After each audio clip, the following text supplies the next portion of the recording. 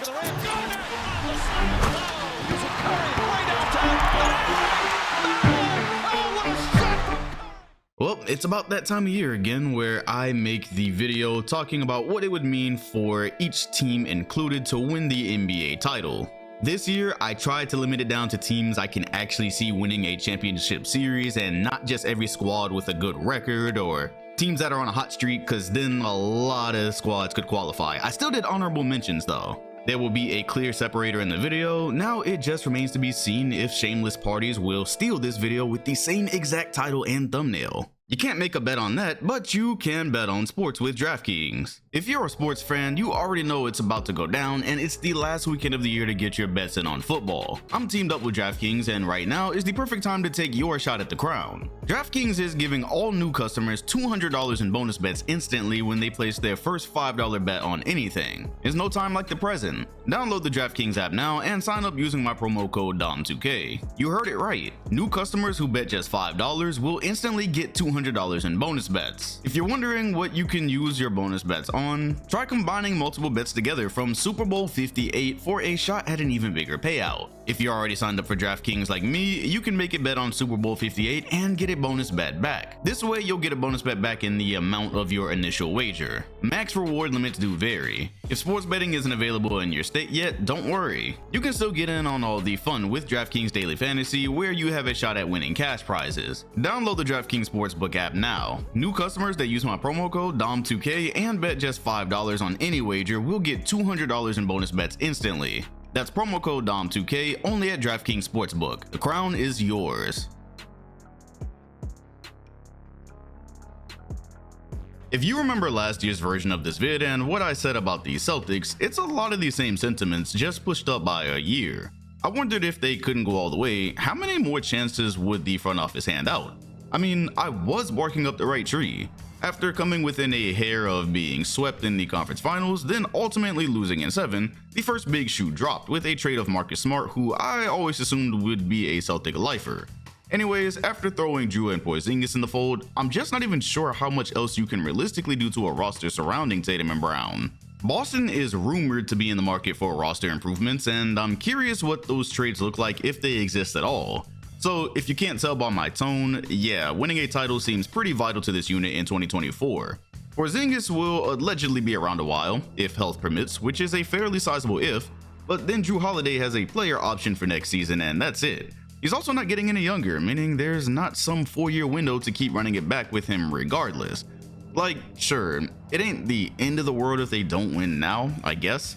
Looking back though, there's zero reason they shouldn't have at least been in the 2023 finals, and they've also already lost a very winnable ring in 2022. It's simply about finishing the job so we don't have to reapproach the whole Brown and Tatum duo longevity convo.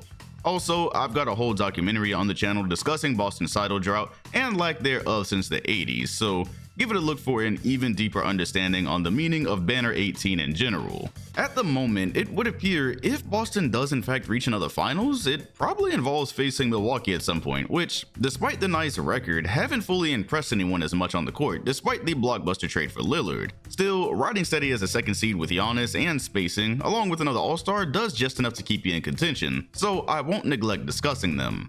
Although Dame obviously preferred to be sent elsewhere, the Bucks presented a magnificent chance for him to actually win something, which was the goal all along.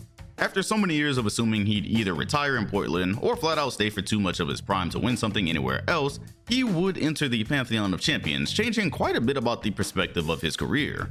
Giannis would collect his second while further validating the first. What I mean is, the 2020 Lakers have been trolled so hard for winning the bubble ring, it's nearly drowned out the conversations which do appear from time to time surrounding the 2021 COVID season. Even so, he just really needs the second title and probably more afterwards. Just as there's players such as Dame who've long been assumed for a destiny of 0 rings, guys like Giannis have had it written that they'd retire with highly decorated resumes. Milwaukee as a franchise could breathe easy knowing year 1 of the Lillard experiment yielded a title and wouldn't necessarily have to be on pins and needles hoping they eke out one as he ages, or even begins to look elsewhere. Quiet as kept, you lose this year, you've got Dame only set in stone for the 25 and 26 seasons, with an option for 27. Sounds like a long time, however, as the story goes with star players, this creates a potentially pressured situation in 2025 if the situation on court goes in the opposite direction, or he's non-committal for the future. Win now, and contract discussions never even take on any meaningful form, although I would say his age would be more of the issue as we go forward. Wow, here we are again. Similar yet different.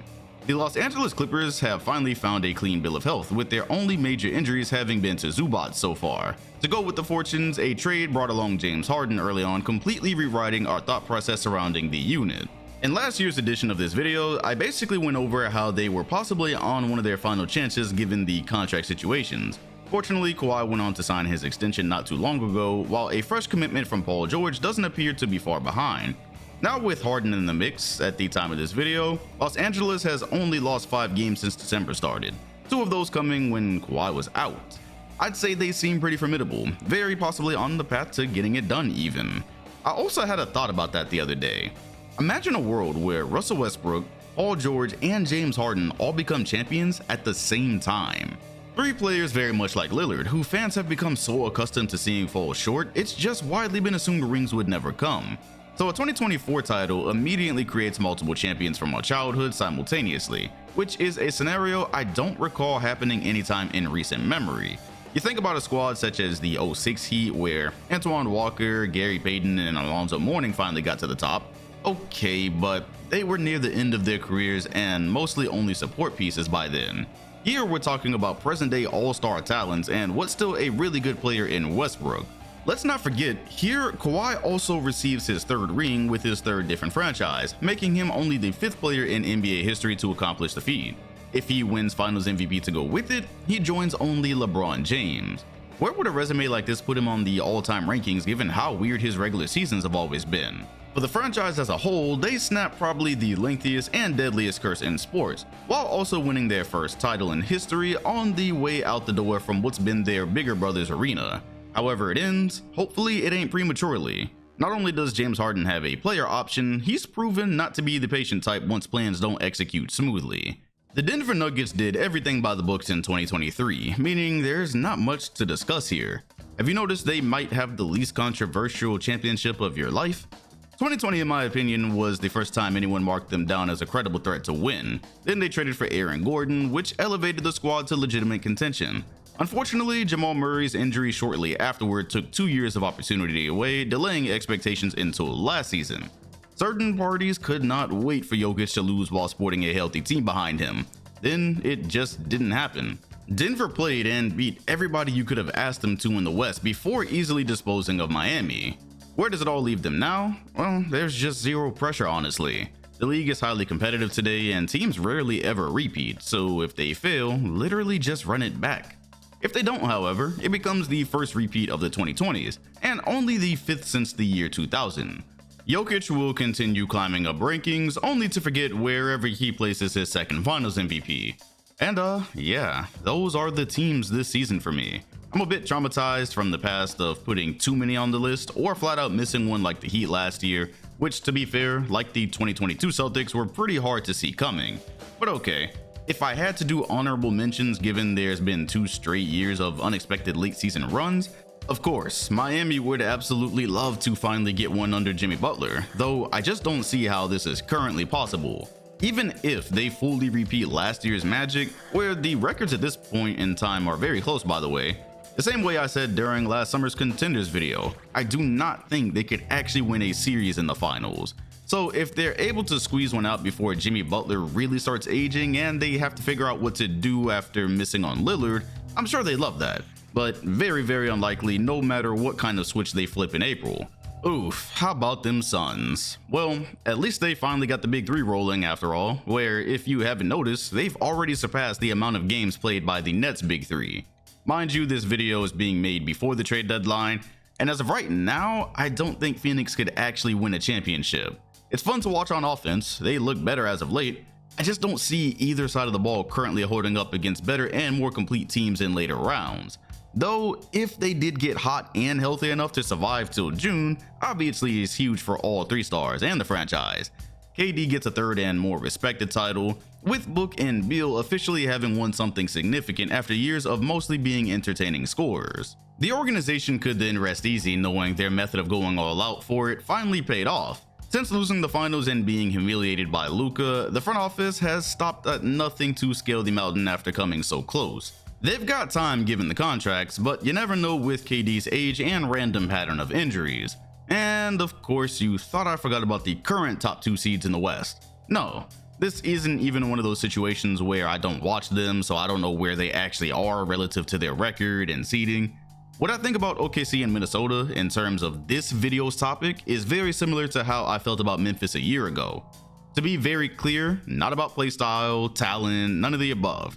I think these are very good young teams who I'd be extremely surprised to see win this one. They just got here. Minnesota has successfully built upon the Gobert trade, which was a necessity given the price tag of the roster, and the Thunder are way higher than I thought they'd be in what'll become their first playoff appearance.